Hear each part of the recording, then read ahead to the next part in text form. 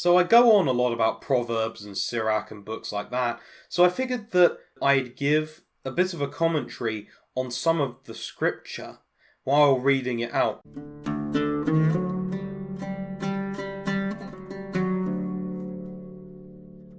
So in contrast to the audiobooks that I've been reading, which have been from the Duarim Shalona version, largely because it's a more reliable version than the one I have here, I'm going to be reading from the New Standard Revised version, which is more intelligible in the English that is used, but is slightly less reliable. But this shouldn't matter considering this is basic wisdom.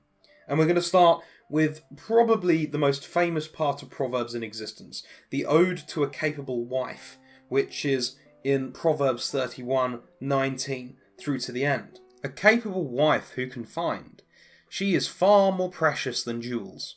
The heart of her husband trusts in her, and he will have no lack of gain. She does him good and not harm, all the days of her life. She seeks wool and flax, and works with willing hands. She is like the ships of the merchant. She brings her food from far away. She rises while it is still night, and provides food for her household, and tasks for her servant girls.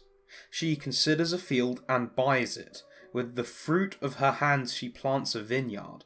She girds herself with strength, and makes her arms strong. She perceives that her merchandise is profitable. Her lamp does not go out at night. She puts her hand to the distaff, and her hands hold a spindle. She opens her hand to the poor, and reaches out her hands to the needy. She is not afraid for her household when it snows, for all her household are clothed in crimson. She makes herself coverings, her clothing is fine linen and purple. Her husband is known in the city gates, taking his seat among the elders of the land. She makes linen garments and sells them. She supplies the merchant with sashes. Strength and dignity are her clothing, and she laughs at the time to come. She opens her mouth with wisdom, and the teaching of kindness is on her tongue. She looks well to the ways of her household, and does not eat the bread of idleness. Her children rise up and call her happy. Her husband too, and he praises her. Many women have done excellently, but you surpass them all. Charm is deceitful, and beauty is vain, but a woman who fears the Lord is to be praised. Give her a share in the fruit of her hands, and let her works praise her in the city gates. So a couple of things that I've noticed. I'm sure that you've noticed other things, because this is going to be more of a talk than one of the formal videos. Notice how she's working constantly. This is not the 50s idea of a passive woman who's completely useless. She seeks wool and flax and works with willing hands. She works hard, but specifically on clothes. Now, this is an interesting fact.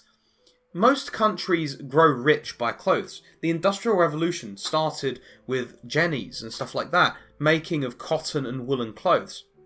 And flax and wool are of course used to make clothes. Flax is used to make linen. So we see here that she's industrious through working with clothes. So it's a good idea to find a woman who's good at that. There's a lot of women who obviously love clothes. But it's not only because that shows that she's feminine, but it's also because it's fundamentally a very useful economic aspect of the household to have. In case we forget, economics comes from oikonomikos, meaning the rule of the house, or the law of the house. And so, because the woman is to stay home and look after the household primarily, not in a passive sense in the sense that she's chained to the kitchen sink, but in the sense that she is there to look after the household in an active way, we need to remember that in order to be economically efficient, she should be working. And this, of course, bears itself out here in this 2,500-year-old text. Not only that, she also manages her household in a slightly external way, in how she considers a field and buys it. So she should be at least prudent enough to be able to make good financial decisions with. Remember that you may be the breadwinner, but you're going to be making financial decisions with your wife as the person who's going to mostly be at home looking after your children. So you need to choose a woman who is financially prudent. Likewise, her lamp does not go out at night. She is forever vigilant. And she also gets up early in the morning as well. This is about vigilance and having control over the intellect. Specifically, many men lack this. So if you can find a woman who can control herself, then you've found a great woman. And she marries well, of course. It says here in verse 23, her husband is known in the city gates, taking his seat among the elders of the land. So, if you're going to find a good woman, you have to be a good man as well, which is what this channel is ultimately about.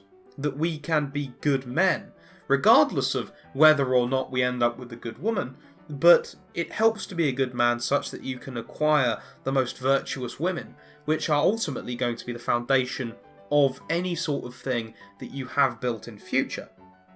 Strength and dignity are her clothing. She's hard. She's a hard woman, right? Now, this is one of the things that I'm very proud of my mum for, because she's as hard as a rock, right? And I can say, honestly, hand over heart, that if I didn't have a mother like that, then I wouldn't be the man I am today. And yet, in spite of being strong, she opens her hand to the poor and reaches out her hands to the needy. She's a giving and charitable woman, as well as being hard. She's kind to her husband, and her husband trusts in her. She's a woman of virtue. So, let's move on to something a little bit more explicit and needing less explanation. This is Proverbs 5. My child, be attentive to my wisdom. Incline your ear to my understanding, so that you may hold on to prudence, and your lips may guard knowledge. For the lips of a loose woman drip honey, and her speech is smoother than oil. But in the end she is bitter as wormwood, sharp as a two-edged sword. Her feet go down to death, her steps follow the path to Sheol. She does not keep straight to the path of life. Her ways wander, and she does not know it.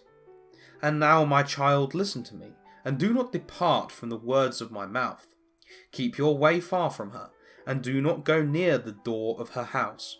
Or you will give your honour to others, and your years to the merciless, and strangers will take their fill of your wealth, and your labours will go to the house of an alien.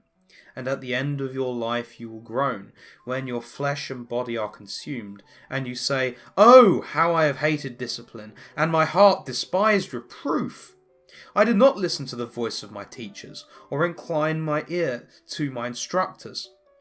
Now I am at the point of utter ruin in the public assembly.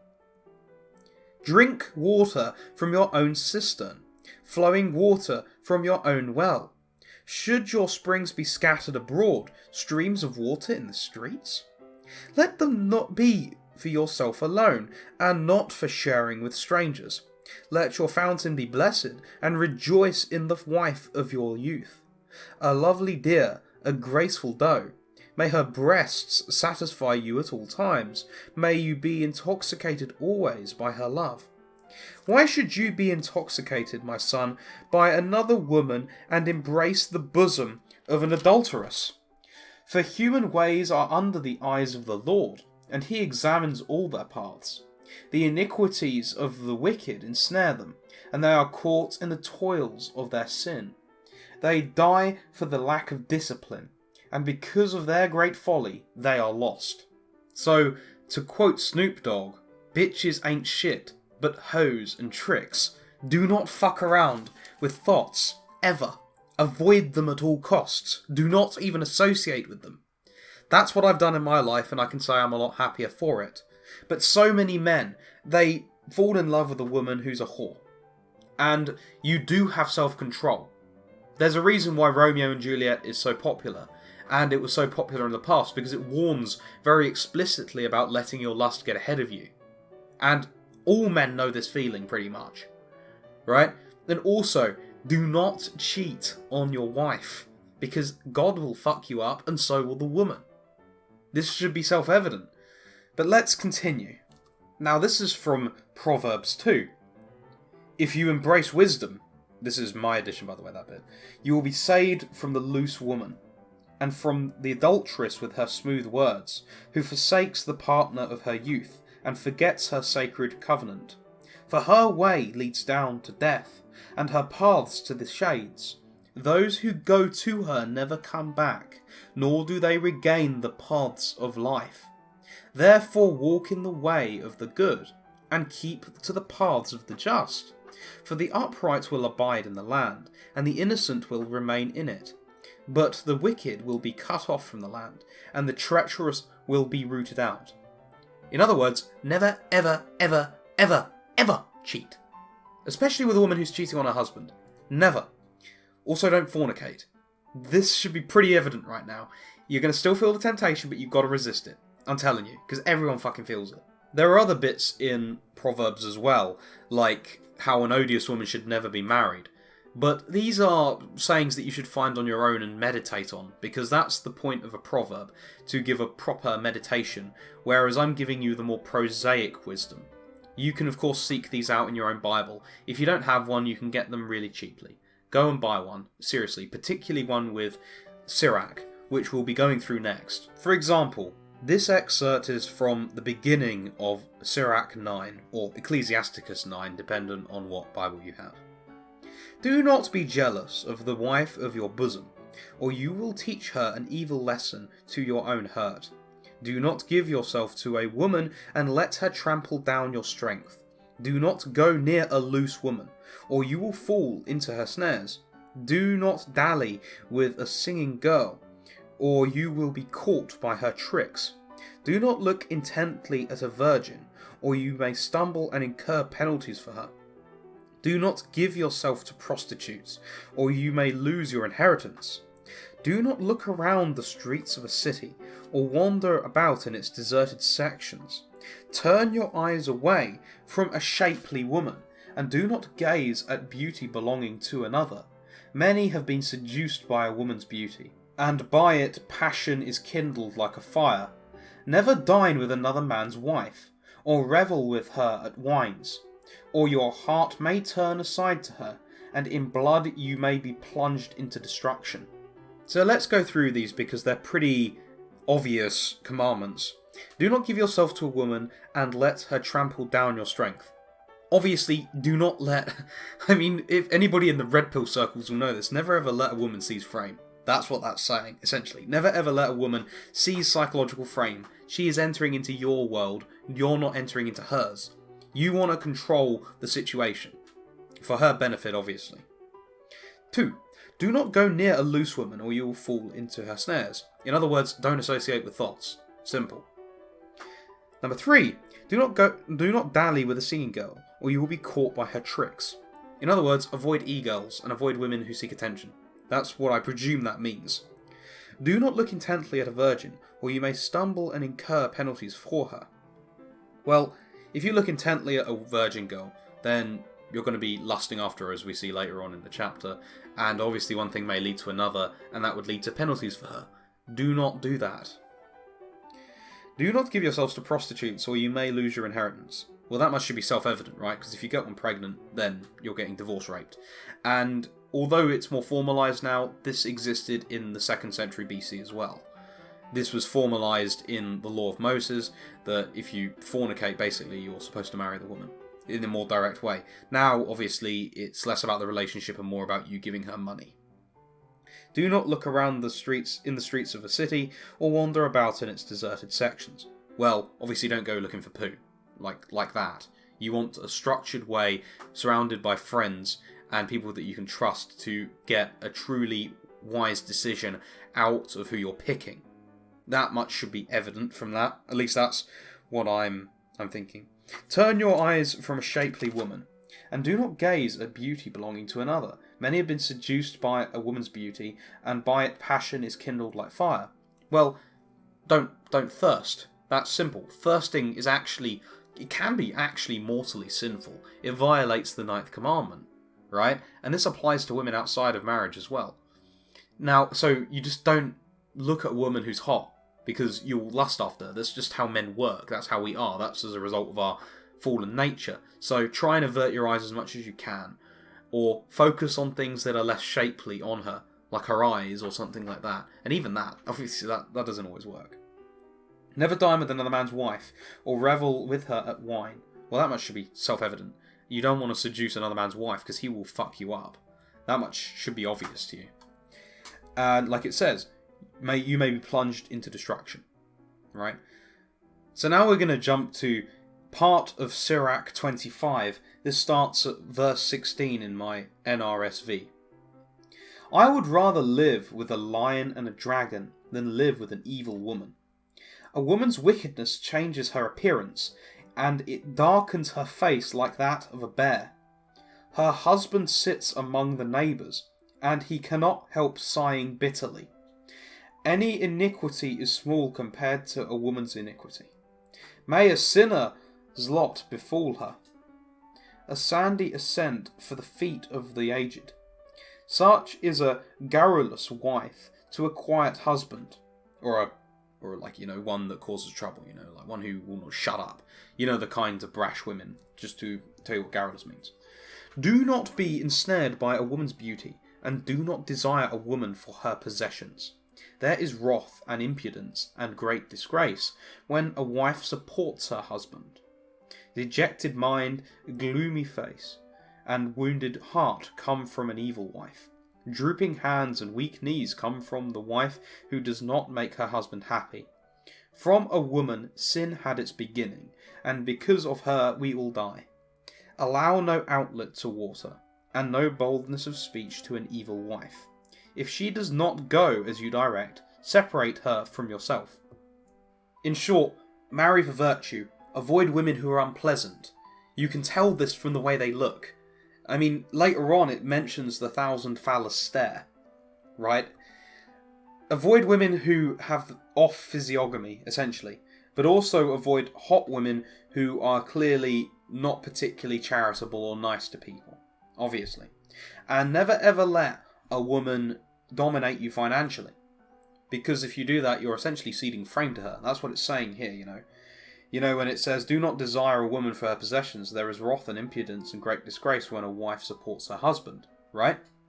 Avoid a woman who out-earns you for that reason. Men should be out there working amongst the thorns and producing more than a woman, even though we know earlier on that a woman is supposed to be productive as well. So, essentially, marry for virtue. That's what this is essentially saying. And now for an incredibly long passage, which indeed includes the thousand phallus stare quote that I not only posted on the YouTube channel because of my utter shock at such a statement in scripture, but also because it's so insightful, and the other verses in this particular chapter are no exception. 26. Happy is the husband of a good wife. The number of his days will be doubled. A loyal wife brings joy to her husband, and he will complete his years in peace. A good wife is a great blessing. She will be granted among the blessings of the man who fears the Lord. Whether rich or poor, his heart is content, and at all times his face is cheerful. Of 3 things my heart is frightened, and of a 4th I am in great fear. Slander in the city, the gathering of a mob, and false accusation. All these are worse than death. But it is heartache and sorrow when a wife is jealous of a rival, and a tongue-lashing makes it known to all. A bad wife is a chafing yoke. Taking hold of her is like grasping a scorpion. A drunken wife arouses great anger. She cannot hide her shame. The haughty stare betrays an unchaste wife. Her eyelids give her away. Keep strict watch over a headstrong daughter, or else, when she finds liberty, she will make use of it. Be on guard against her impudent eye, and do not be surprised if she sins against you. As a thirsty traveller opens his mouth and drinks from any water near him, so she will sit in front of every tent peg, and open her quiver to the arrow. A wife's charm delights her husband, and her skill puts flesh on his bones. A silent wife is a gift from the Lord, and nothing is so precious as her self-discipline. A modest wife adds charm to charm, and no scales can weigh the value of her chastity. Like the sun rising in the heights of the Lord, so is the beauty of a good wife in her well-ordered home. Like the shining lamp on the holy lampstand, so is a beautiful face on a stately figure. Like golden pillars on silver bases, so are shapely legs and steadfast feet. My child, keep sound the bloom of your youth, and do not give your strength to strangers. Seek a fertile field within the whole plain, and sow it with your seed, trusting in your fine stock. So your offspring will prosper, and having confidence in their good descent, will grow great. A prostitute is regarded as spittle, and a married woman is a tower of death to her lovers. A godless wife is given as a portion to a lawless man, but a pious wife is given to the man who fears the Lord. A shameless woman constantly acts disgracefully, but a modest daughter will even be embarrassed before her husband. A headstrong wife is regarded as a dog, but one who has a sense of shame will fear the Lord. A wife honouring her husband will seem wise to all, but if she dishonours him in her pride, she will be known to all as ungodly. Happy is the husband of a good wife, for the numbers of his years will be doubled. A loud-voiced and garrulous wife is like a trumpet sounding the charge, and every person like this lives in the anarchy of war. So, what does it say here? Basically, choose a woman who's modest and quiet. If you find a woman who is arrogant and loud, she's probably a thought. I mean, it says here that you should keep an eye on your daughter if she's got any sort of arrogance issues, because she will be a thought. And of course this will be the same with women who aren't your daughter as well, otherwise you'll be able to give that advice. Now, also, be very aware of women with, very strong passions. It basically goes through the passions here, women who drink, who are addicted to alcohol, bad. Obviously. I feel like this is kind of self-evident. Be aware of women who are of their passions, in other words. I'm not going to go through and explain why you probably shouldn't get a woman with 1,000 phallus stare, right? You probably shouldn't be going for that. But one thing that I noticed here, going through it, is that a pious wife is given to the man who fears the Lord. In other words, pursue God, and therefore pursue virtue, and you will get a good woman. Good women get with good guys, generally. Whereas bad women get with guys who are effeminate. So be aware of that and develop your virtue. Because we don't really have many examples of that now in either case. But if you build something, eventually someone lovely will come. As this chapter has just described. This is from Sirach 42. Starting at verse 9. In fact, there's a number of things before this, but they're interspaced with things that aren't really relevant, so I'm not going to read them. I'll let you read them. A daughter is a secret anxiety to her father, and worry over her robs him of sleep. When she is young, for fear she may not marry, or if married, for fear she may be disliked, while a virgin, for fear she may be seduced, and become pregnant in her father's house, or having a husband, for fear she may go astray, or, though married, for fear she may be barren.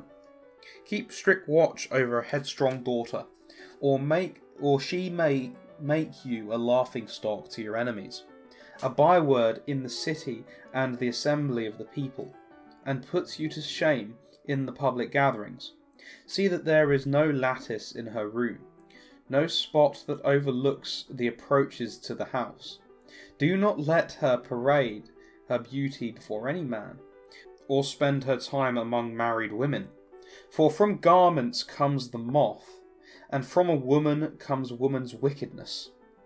Better is the wickedness of a man than a woman who does good. It is woman who brings shame and disgrace. So in short, be very careful with your daughter and make sure nobody can climb through the window to, see her, basically. Also be very aware that women talk. And I think that although this sounds kind of outdated, or whatever blooming feminists would say, right? It does make on a level a lot of sense, right? Women talk and they come up with all sorts of things, right? And that's what this is essentially pointing out. So this is what I had written down for this particular video.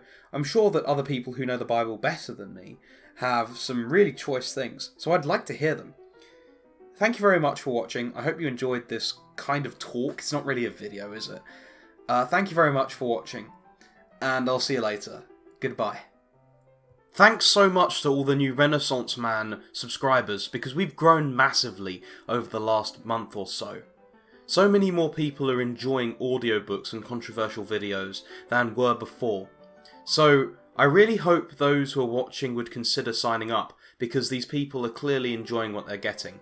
Thank you very much for watching.